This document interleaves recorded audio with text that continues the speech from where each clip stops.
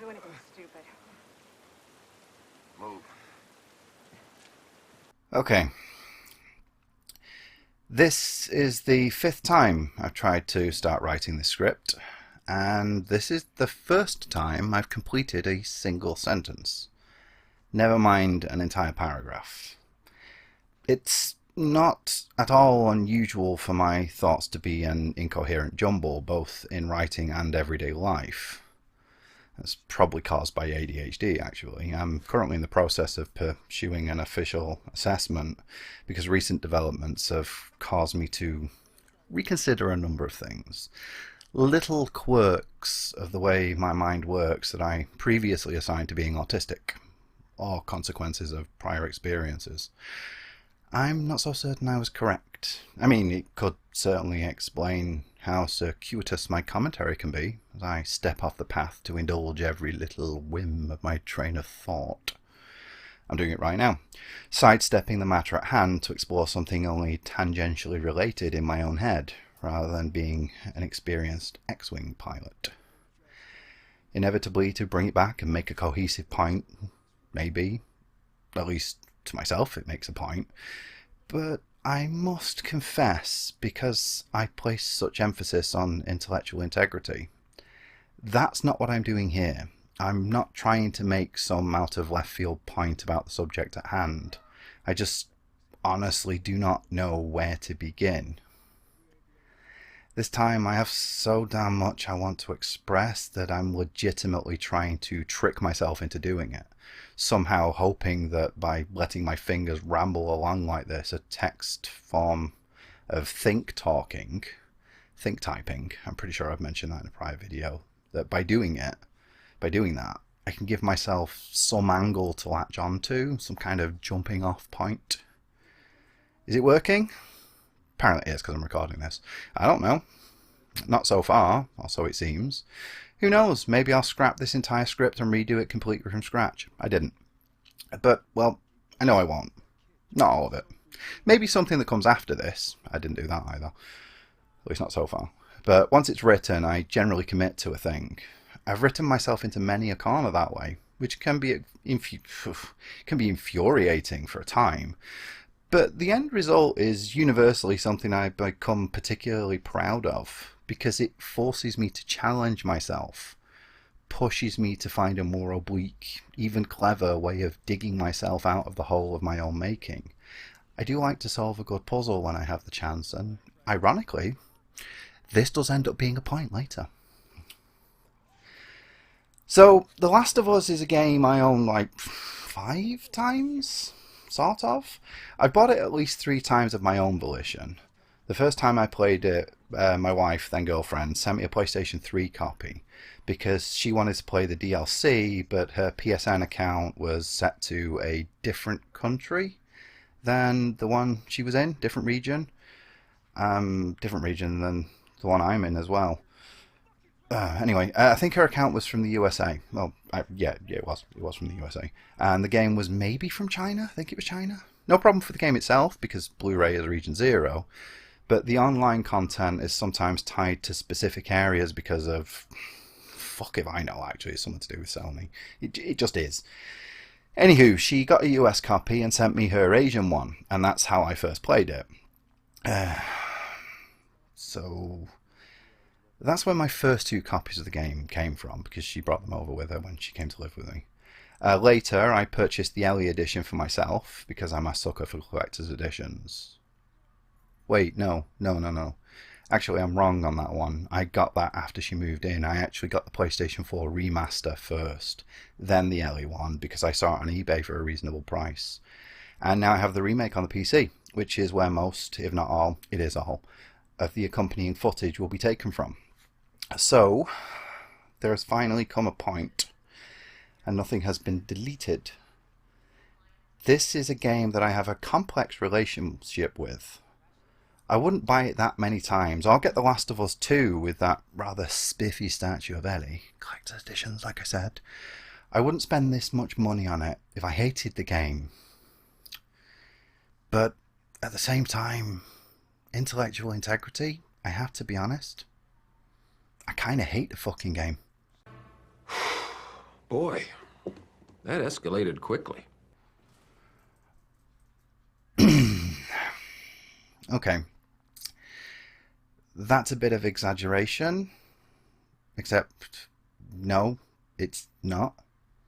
Sincerely, I hate this fucking game. Though not for the reasons you are thinking. Nope, not even close. Nothing to do with part 2. At all. I haven't even finished that game. I haven't even gotten up to the parts with Abby yet. I know a lot of the shit that people have been enraged by, and I'm honestly pretty apathetic towards most of it. The death of Joel is a bit... eh. The way they did it was shit, and I'm told it becomes even more of a wall banger as you get further in, but whatever. It's nothing to do with any of that. The Last of Us, specifically, the first game, irrespective of the remake, that's where my ire is focused. Where it always was and probably always will be, even if I end up hating The Last of Us 2 as well, because I'll treat that as a separate entity. Though some issues may end up being carried over into the second game someday when I actually finish it, but who knows.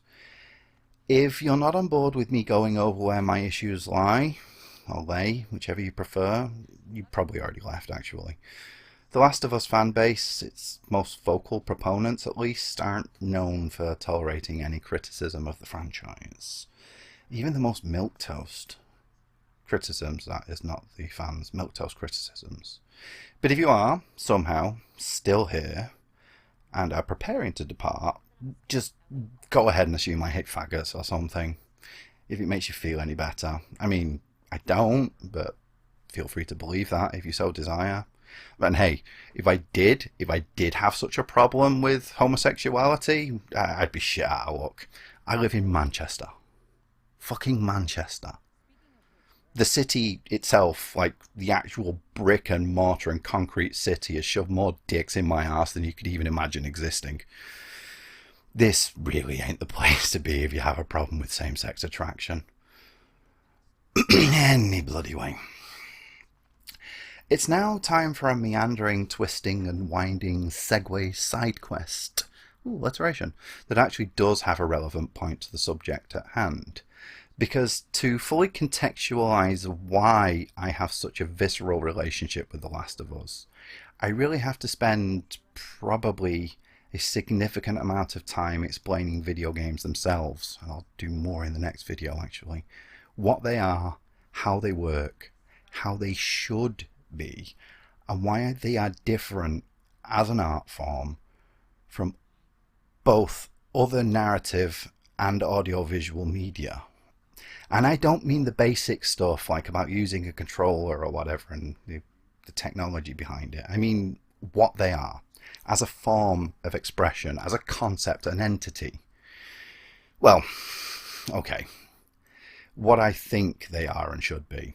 But bear with me, because this is something that I hope you will find just as deeply fascinating as I do.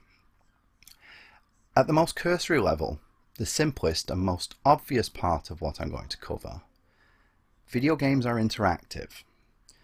That is the most widely accepted distinguishing feature compared to, say, even novels, for example, because there's a degree of at least tactile interactivity with a novel because of having to turn the page or scroll if you're on an e-reader, or choose your own adventures even. But it's what's under the hood that really starts to expound on why that matters. Because in and of itself, though it may seem like a big deal, it's actually not. It's too surface level and vague to explain anything in any meaningful way. Well, we're waiting. There's a moment in Mass Effect, the first one, that has cropped up more than once in discussions about the series. There are several, actually, but there's one in particular that stuck with me. I forget which mission it is, and I'm not sure if I can be asked to play enough to get back to it, so footage may be unrelated. It will be, because I just can't be asked. It's also not the part I thought it was. I thought it was after Therum, but it's something else. Anyway, after one of the main missions, Joker flies the Normandy down to pick you up directly from the planet's surface as things are going a bit skewedy-wifty. He doesn't, like I said. I thought it was this one, but it's not. Anyway, I'll continue with what I've written. because it still stands. And in its trademark, though not really, way, you're given several options on how to call him in or reply after you picked him up, something like that. It's not. It's definitely a conversation with Joker, though. I even wrote here, I forget exactly which, but you basically have the typical neutral, paragon, or renegade dialogue choices. Incidentally, paragon and neutral tend to have the same dialogue, regardless of what you choose. It's just one gives you paragon and one doesn't. The specific time I'm thinking of, and there are more than one, no matter which option you choose, Shepard says exactly the same voice line. Not even different inflection and tone, so it's not like it's different recordings. It's like literally a single line reading used for all three choices. It's something I've actually heard criticised. For a series that boasts so much about player agency, that being letting the player decide and affect the game, in this case you literally have zero impact on anything. Nothing at all is affected by your top, middle, or bottom dialogue choice. I mean, they usually aren't massively, apart from Paragon and Renegade, except a negligible amount of potential points for the Paragon or Renegade bar. It's the illusion of choice, a veneer of agency. There are many more moments for which you can levy this criticism too, of course, but they don't really matter right now. This particular moment has always stood out to me because of what it symbolises, to me at least. Naturally, the idea of true agency within a video game is nothing more than that, an idea. We simply do not possess the technology to offer infinite choice. Even now with these AI NPCs that you're hearing about, the stuff outside is still quite limited. Mayhap we never will. Certainly not in anything even approximating the near future. And we all know that. We are not so ignorant as to genuinely believe that we can do literally anything in any game at all. Accurate to a fucking molecular level. It grows in real time. I wonder if anybody will get that. Yeah, kudos if you get that reference. The brief conversation with Joker, though, that's something I really like. I still can't remember which one it is. I just remember that whatever you say, his reply is, "Yes, Commander." So if anyone knows what it is, let me know. Anyway, far from shattering the veneer, for me, it does a whole load of heavy lifting reinforcing this idea of player agency. See, I go to great effort to be polite, civil, and even approachable to just about everybody, both in-game and in real life. I generally, sincerely stand by the position that it is the correct thing to do, to be a decent person. No matter my personal feelings of an individual. There are multiple people walking around today who I know with absolute certainty are themselves certain that I like them, if not I'm outright fond of them. And each and every one of these people is deluded. They are dead wrong.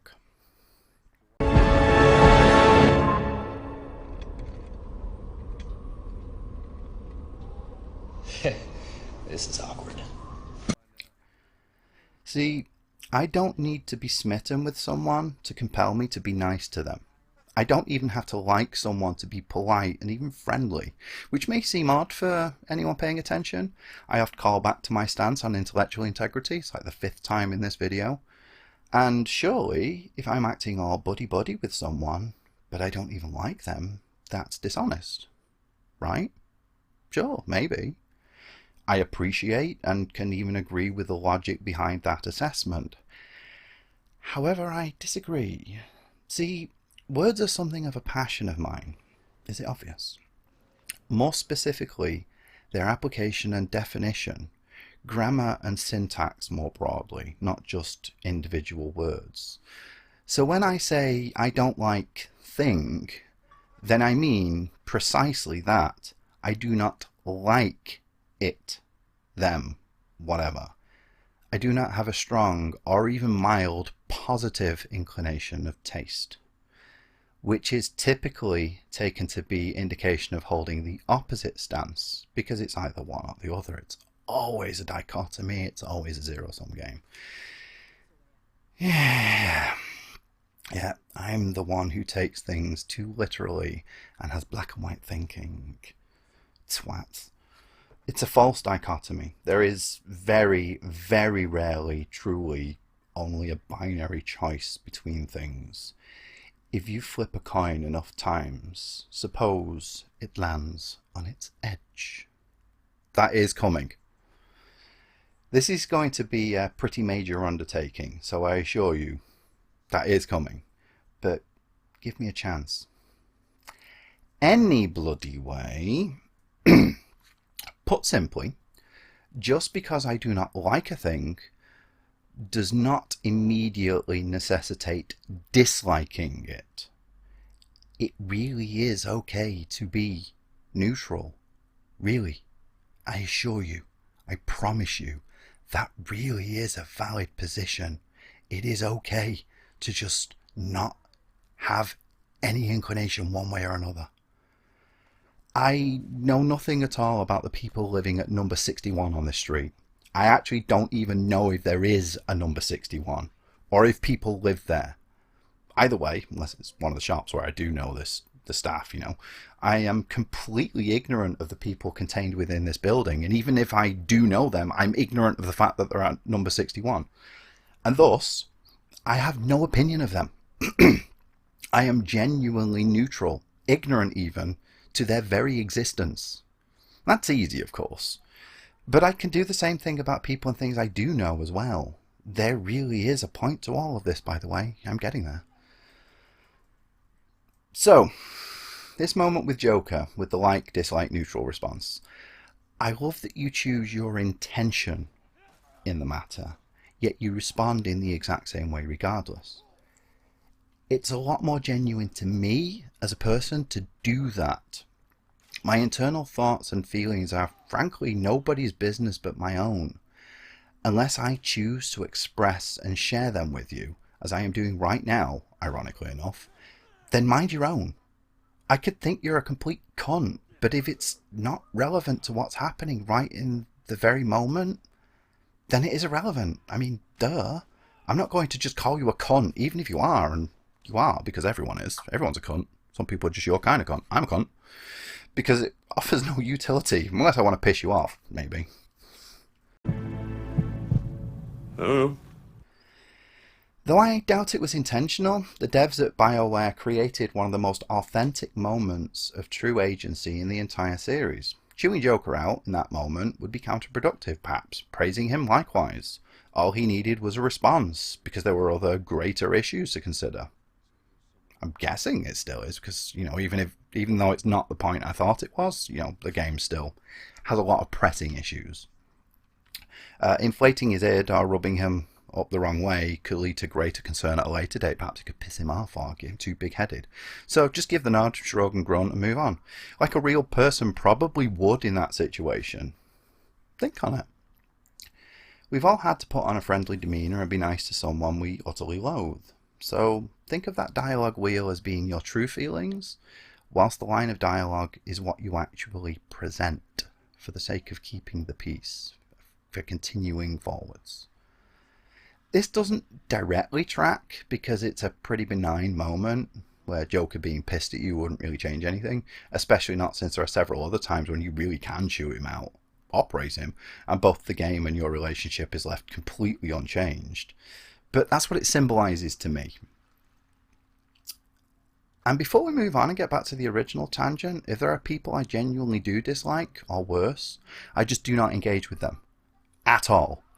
So anyone who may be wondering if I'm being civil or even nice to you, no, I'm not misleading you. Because if you weren't my kind of cunt, I wouldn't engage with you at all. And thus, that's why I say it is not dishonest. At least for me, to present in this way. If I do have to deal with you, I'll still be civil because I just think it's the right thing to do, but I'll be, just keep it nice and simple and then disengage as quickly as I can.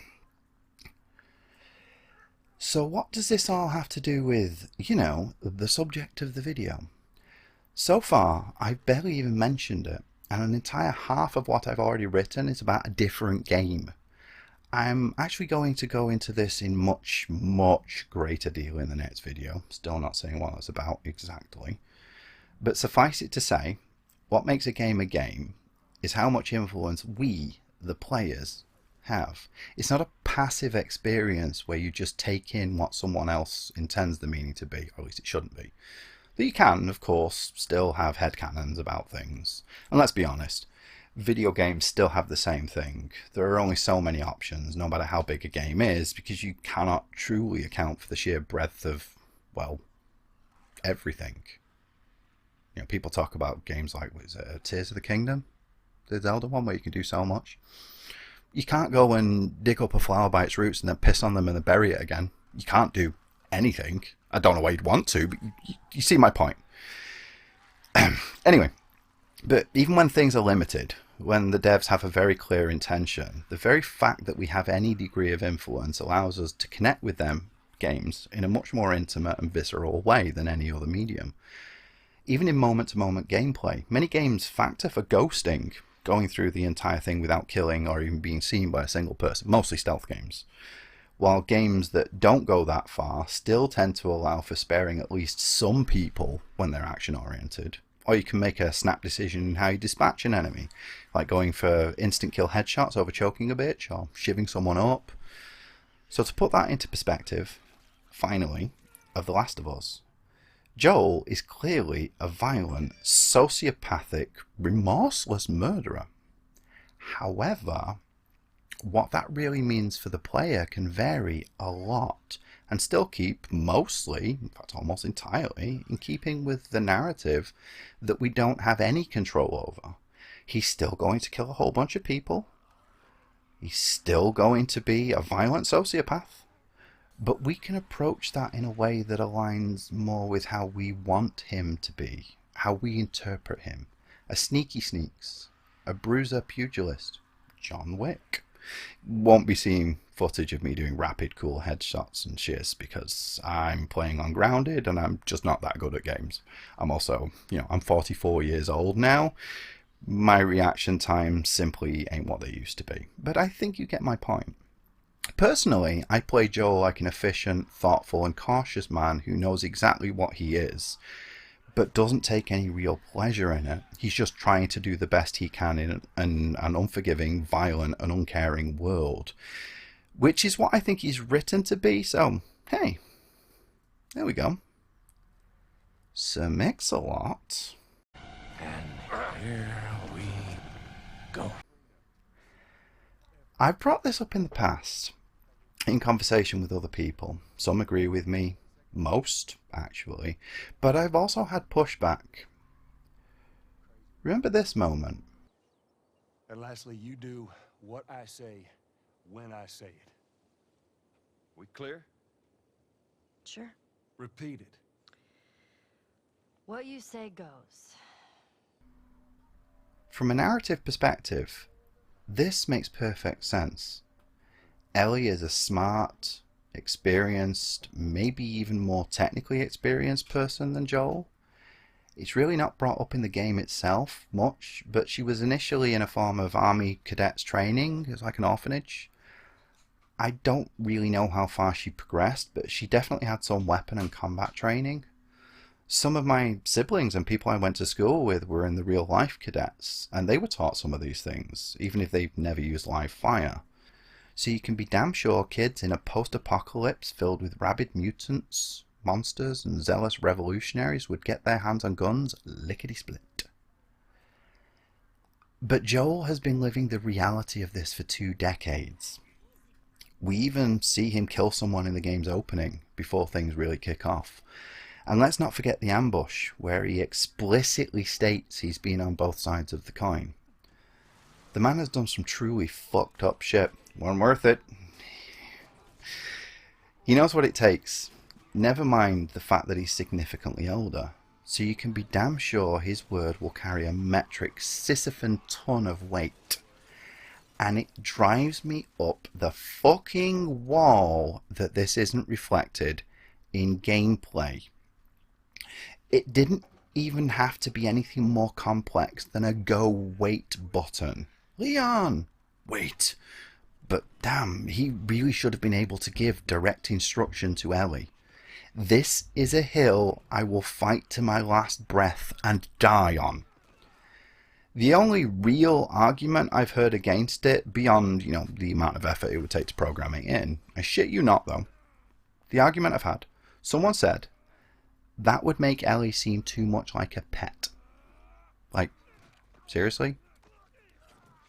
Just, what? No, like, what? No, really? What the hell are you getting at? If that was used as a jumping off point to go into arguments about sexism and how you're taking away the agency of a woman, girl, or something, well, fuck politics. I've already gone into it way more than I wanted to. But I can't deny there's a potential discussion to be had there. But only really on a purely academic level, as part of a larger conversation around themes, media at large, and all that shit. But nope, I don't buy it. It's nothing to do, not at all, with Ellie being a pet. It fits so well on a thematic level. And hell, you could even tie in a degree of friction by having Ellie sometimes disagree and flat out refuse instruction, like they did in Binary Domain, where if you're not nice to your squad, they'll ignore your commands sometimes, you know? It didn't even have to be as big as that. Like I said, it could literally be, go there, wait here. And sometimes you'd be like, no, and move anyway, or go somewhere else, you know? Though, that would add a lot more work for the dev team that already made a fairly large and complex game. I get that argument. So, I'm not going to lament the latter part's loss, but not being able to give instructions, I'm going to come back to this, because it's a far larger issue that ties back into the actual narrative. There was so much potential for making later events really hit like a punch in the bollocks. But more on that when we actually get to it, because there's another issue I really want to explore before we really get into the reads.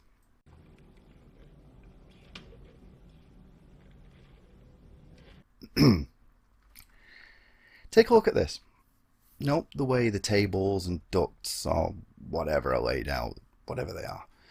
The moment you see it, before you even get into position, I know a combat arena when I see one.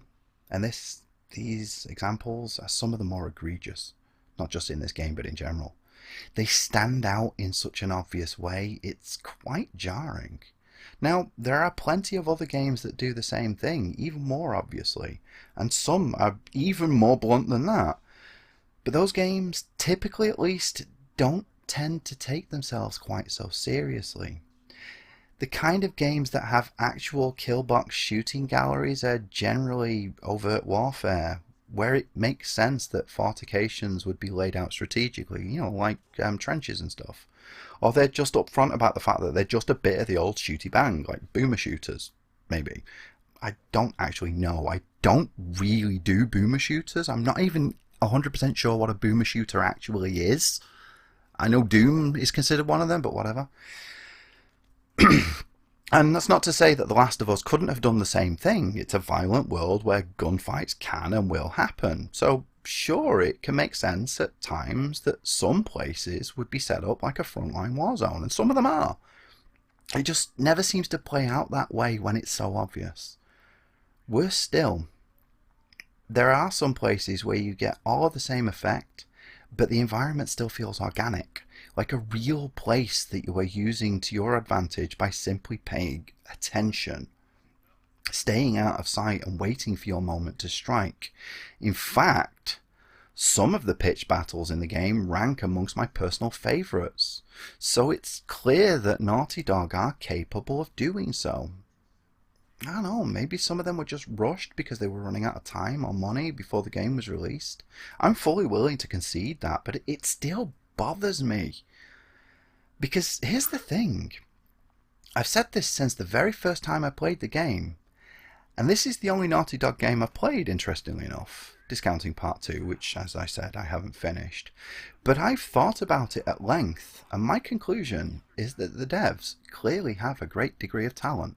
Naughty Dog is staffed by some very talented people, both the nuts and bolts technical people who actually do all the programming and modelling side of things, but also the writing staff. In fact, even more so in the latter case, they have talent, and they know it. But here's what I think. Because they know they're talented, they've neglected to focus on improving their skills. which is the most dangerous thing for a talented person to do from a creative perspective.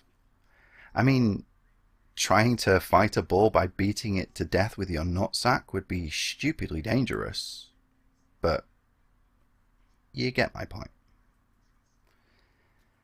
That really is a lot of some excellence. If you look at how, well, any creative medium, but let's focus on games, look at how they are, you can see the effects of this kind of thing all over the bloody place. And this is something else I'm going to explore a lot more in the next video. Yeah, this is going to be a three-parter. Let's go through a condensed version for now, though. Think about trends in the gaming world. It doesn't matter which, but let's say Call of Duty, because everyone knows that. When that blew up, everyone wanted to do a multiplayer FPS. So we got all sorts of copycats, with almost all of them feeling exactly like that, like a copycat. But fuck it, no, Resident Evil, because I'm actually familiar with the franchise. I don't really play COD. When the first one arrived, what we now call survival horror became hot piss. And boy, did it get big. Like, real big. And look at how meh most of them were. Sure, we got Silent Hill. And that's where I'm trying to go with this. Because if you just try to make Resident Evil again, people are going to notice. People have noticed. I personally know a guy who's done several videos about so-called Resident Evil clones, as in like a personal friend. Not just someone I'm familiar with. I know of an actual friend. But that's the whole point. We call them clones because that's exactly what they are. Something becomes popular. It makes money. Other people want a slice of the pie. And they completely miss what made it such a big deal in the first place. Either by misunderstanding what actually made it work, which is never just the fact that Marvel's comics had a lot of blue on the cover. Or was it red? Something to do with colours on the covers, whatever.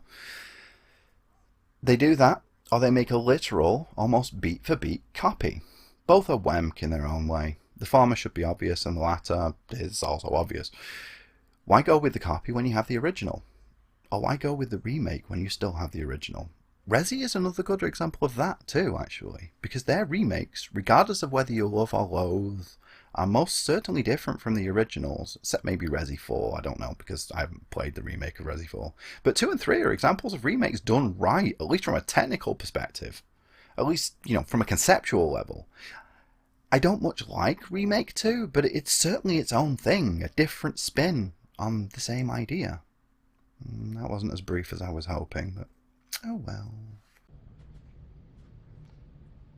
Moving on. Now, you might have noticed, I'm something of a creative myself. A writer, specifically. I sure as shit ain't a filmmaker. Or video editor, at least. My video composition is incredibly bare bones. I can definitely do better. I have the capacity to do so, and I have done, but most of the time I just don't want to. You are, I hope, here for what I have to say more than what I'm going to show you, and I'll call attention to specific things I want to show by saying, look at this. And that's what I'm focused on. That's what I actually care about, the expression part of all of this. See, I'm a writer by trade. Well, actually, I'm a cleaner. I clean banks to pay the bills. Well, actually, my wife pays the bills because she earns a lot more than I do. But my work, my actual paid employment, the one I get financial remuneration from, I clean banks. But my true passion is in writing. Both long-form essay scripts like this, as well as more traditional reviews and even fiction. I wrote a novel, several actually, but I have one that I wrote and published. Self-published. I guarantee this isn't going to go where you think it is. I'm a writer. Neil Druckmann's a writer. So I'm fully qualified to criticize his work, one creative to another, right? Nah, that ain't it, Chief. That's total bollocks. I don't have to be a world-famous celebrity chef to go to Gordon Ramsay's restaurant and tell him I don't like the food he cooks. Might be a bit harder for me to argue he's objectively shit, sure, but personal taste. Well, Dr. Flox said it best. Medically, there really is no accounting for taste. Nay, I'm not going to call him a bad writer. Druckmann, I mean, not Gordon Ramsay. I don't know about if Gordon Ramsay's ever written anything. Or anyone else on the staff, actually. I'm not going to call anyone a bad writer or even hint in that direction. In fact, I think the exact opposite. I said so earlier. I just said as much, My complaints, my critique is distinctly different in its proposition. As I said, I think he's very talented. In fact, I know he is, and I think he knows that he is. Thus, they are not perhaps putting in the legwork to work on improving skill. I've always thought this, and also, as intimated, talented people are at the greatest necessity of having to do that. They are the ones who need to work on skill most. It behooves us to put more time into learning the art.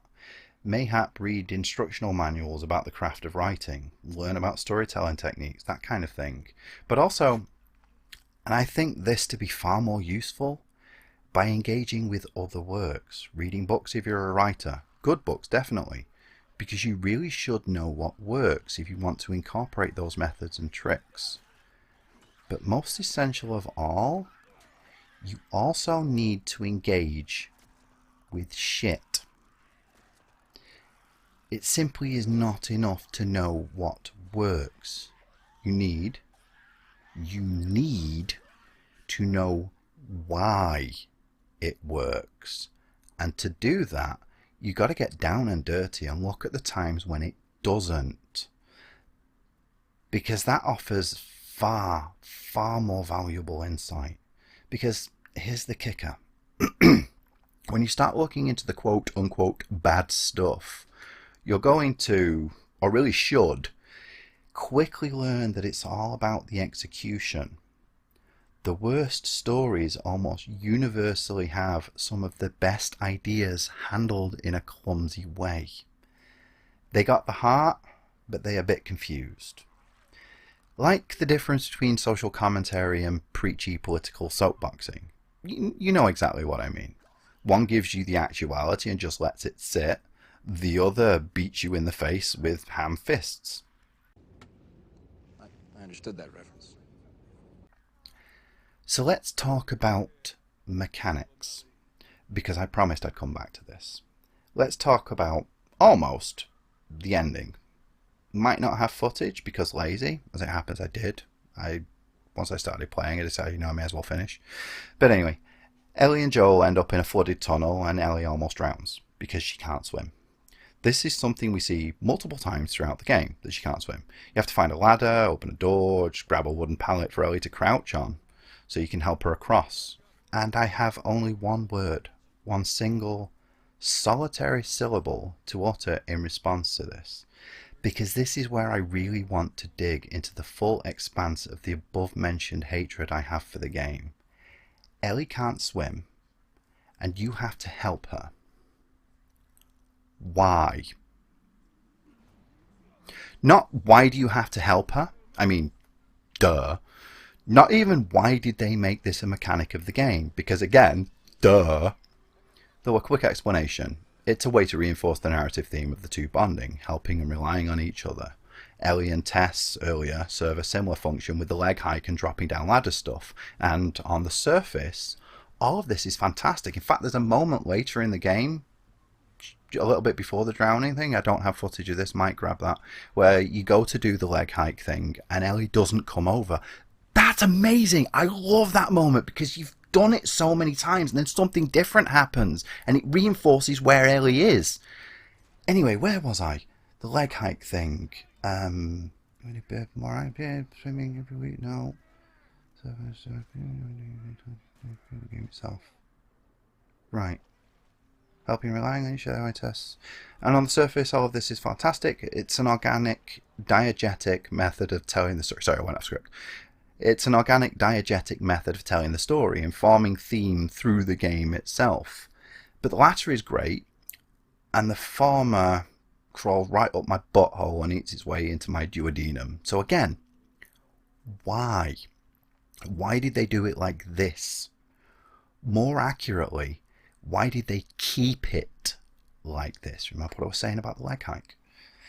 The game takes place over a period of an entire year. In fact, slightly longer because you start in spring and you end in spring. So, you go through 4 full seasons and then into a 5th. in a sequence of environments that are flooded to the extent that swimming is a valuable, nigh essential skill for simply surviving, never mind getting by. Hell, my youngest is 6 years old and I'm already taking her swimming every week so she can learn, because it's just an all-around superb skill to possess. Plus it's a whole hell of a lot of fun and great exercise.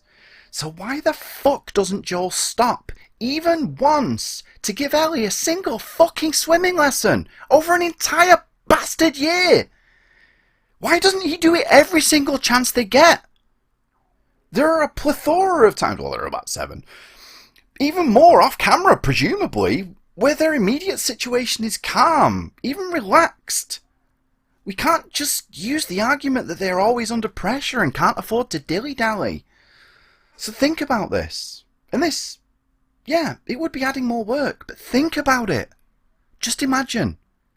Every time you encounter an area where swimming is required, maybe not the first or second, but after that, the quiet moments at least, like at the dam.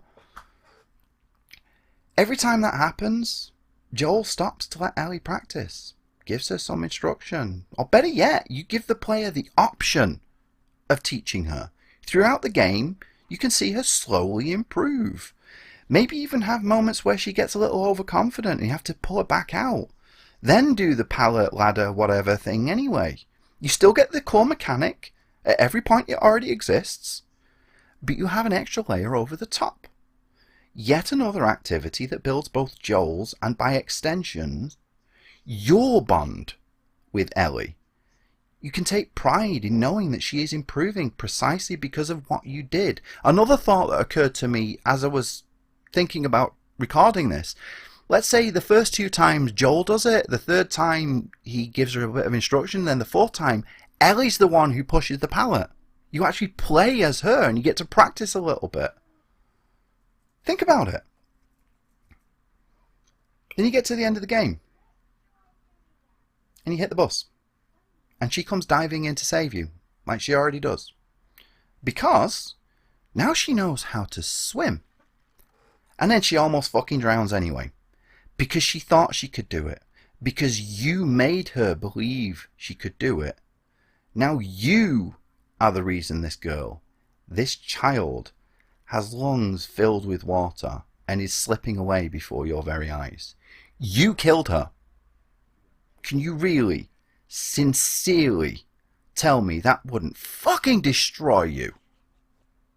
I mean, maybe you can, maybe you don't give a shit, but from a storytelling perspective, from a gameplay perspective, from an investment in this game perspective, tell me that isn't infinitely more powerful, more engaging. But I'm not done yet.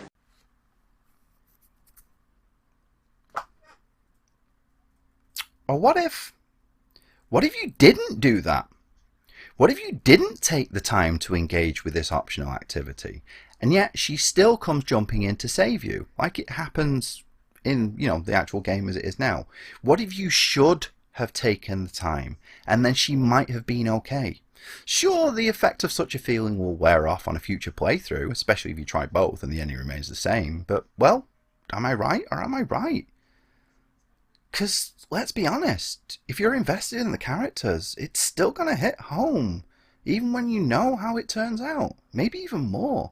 I still weep, like literally weep, just thinking about Tales from Ba Sing Se.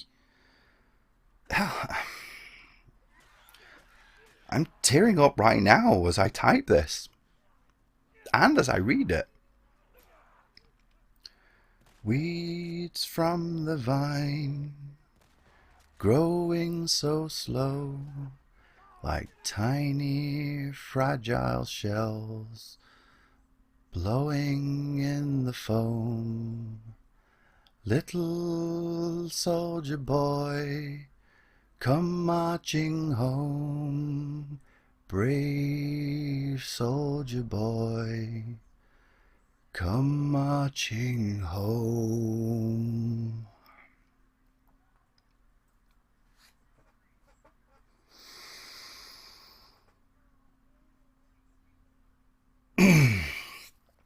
there's the moment earlier which I'd forgotten about.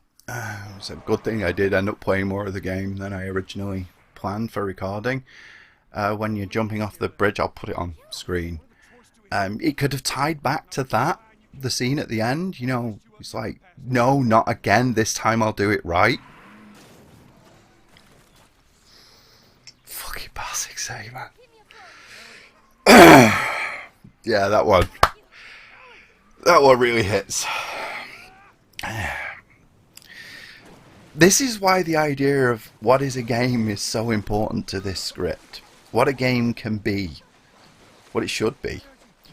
The way this one event is presented as the game stands, that's not something that only a game can do. Film and literature are overbrimming with examples of the exact same thing, sometimes literally. But only a video game genuinely offers you the chance to be directly, tactilely involved in what's going on. Only a video game outside of real life has people refer to what they did, like I have in this very video. When you play through a difficult combat encounter or solve a grueling jumping puzzle, you don't tell people that Lara did that. You don't even say that you were making the Doom guy do that. You tell them how you did that. You made that tricky jump. I pulled off that 1 in a million snapshot to kill the last enemy a split second before they killed me. The final decision at the end of the first season of Telltale's The Walking Dead even offers an example of exactly what I'm talking about. When you, the player, make the decision whether or not to tell Clementine to shoot you or walk away. The ending is the same. She still leaves and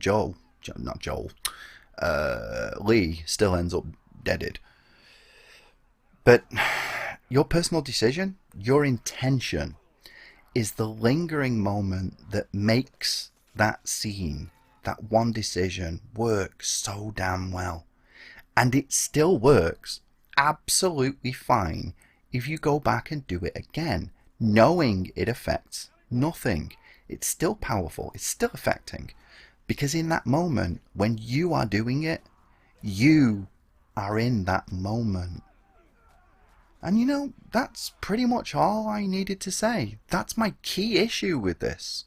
That right there, that is enough on its own to express why I have such a scathing opinion of the game as a whole. But I'm going to linger for a little while because there are other things that rub me the wrong way. And I want to be a little less emotional about it. And more things that, well, there's a reason I bought the game so many damn times. The combat, simple as it is, feels great.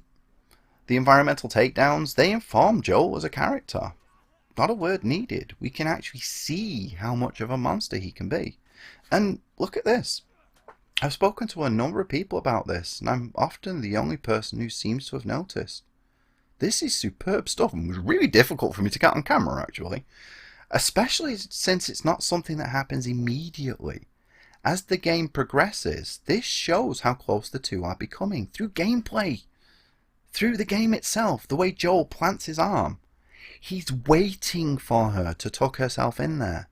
He doesn't even expect. He knows she's going to shuffle up and stay safe. Like a father. Like me with my own daughter. I don't really think about it. She just gets on the sofa with me and I have my arm around her. I love this little detail so much. This is truly sublime design and storytelling. One more thing is this scene here. The first time I played it, and you can check this on my channel because I have a blind Let's Play from the PlayStation 3 version, I spent a fair chunk of time here just looking at the ground, the positioning of the body, the bullet casings, and bullet holes. You can walk straight past and pay no attention to it at all. Or you can work out the entire series of events very clearly and easily. Environmental, diegetic storytelling. Like that scene on the roof in The Division that I spoke about in a previous video, or 2, or maybe even 3. I love this kind of stuff. This is what video games are. There's another one, much more fleshed out, with text logs and the whole shebang later in the game, reading and learning about the group of survivors in the tunnels, how they ended up there, then later finding out how they got to that place. Like I said, Naughty Dog have some serious talent, even some of what happened to them, you know? I do not, in any way, want to denigrate them as creatives. And even my criticism here, this entire video isn't intended to be an attack, or even a call to action. You can take it as that if you want. I'm not saying they should do better. I am most certainly not so conceited as to believe I have nearly enough clout to present this as a call to action to anyone. All I really want to say is that they can do better. So can you. So can I. Remember when I talked about how the worst stories are the ones that take a great idea and fuck it up? Well, on the flip side, the best stories are the ones that take a shit idea and still make it work. Because you absolutely can do that. And that's what I think they were trying to do here. Definitely in the second. I truly think that Druckmann specifically, were tackling something that isn't going to work. Not easily anyway. Because of that oft-mentioned talent, they felt qualified to be able to shove Sean Pertwee's guts back in. In summation, they had the talent and the will to make it work, to do something that was really special, that is what people claim it to actually be, but they lacked the skill, and I think more importantly lacked the inclination to develop the skill to actually pull it off. So what we got was something with unrealized potential, enough to carry it through, clearly, for a huge number of people, just with a few rough edges that can mar the end product for people like myself. There's also one final thing. I call it the Shonen Jump effect. Most people who get into anime do it through a shonen anime, both in Japan and the West. Typically the one that's big at the time, Dragon Ball, One Piece, Bleach, and they're all popular for a reason, but they're also, you know, pretty much the same. They're a formula, and it's a good formula. It works. So when it's your first time, it can be utterly mind-blowing. But if it's not your first time, you start to see how samey they are, and you just can't really get into another one. That's what The Last of Us is for a lot of people. Almost certainly not their first post-apocalypse, definitely not their first zombie story, but the first time they've experienced it in a game. So it stands out as being something unique, to the extent that some people can even go back to what influenced it and feel like that is the samey work. That happens all the damn time with Mass Effect too, whilst we're on the subject, ironically enough. But me? Nah, it's not even remotely my first rodeo. No siree. So I can much more easily, I like to think, see the cracks, the tropes. I also care more about this kind of thing than many people do. That's my problem, that's my cross to bear. Not in the nitpicking everything is a plot hole kind of way, at least I fucking hope not. I really try not to be that kind of arsehole. I really like to see shit polished into gold. I truly do. And that's why this got under my skin so much. I can see how it could actually be what it already is to some people. And that leaves me really disappointed. I could say more, but finally I think it's time to bring this to an end. I have a hell of a lot more to say in the next video and the one after that. But that will be about a different game. One related to this far more intimately than you may be aware. A game you might not even have heard of, although you probably have. And aside from one person, I'm fairly sure, I'm confident you haven't played it. Not obviously one person in the whole world, I mean one person watching this. But I'm going to leave that for next time. Leave y'all hanging, because I have such a huge audience that will be waiting with bated breath. For once though, I am going to try and drum up a little anticipation by letting an idea just linger. Will it work? Who knows? Let's find out. Until then, I have a Patreon, link below, and you could be the first person to pledge to it. But it's been several years since I started doing this, so I think it's clear that by now I'm not, literally not banking on that ever happening. I'm going to continue doing this because I derive a great deal of I'm leaving this in. I derive there. Fuck's sake. I have to fuck up right at the end, don't I?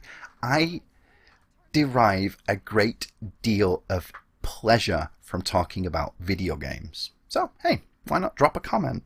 Tell me you agree. You haven't thought about it like this. You think I'm a total dipshit. I genuinely want to hear alternative perspectives, not just those that reinforce what I've said. I want people to tell me I'm wrong and go into intimate detail of what I'm messing up, because I do want to work on improving my skills as a writer. So even if it tickles your fancy, or even if not, until next time, thank you for watching.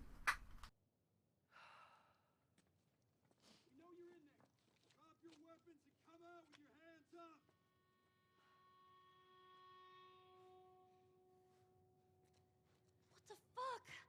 I can't believe we did that. Now, fuck off!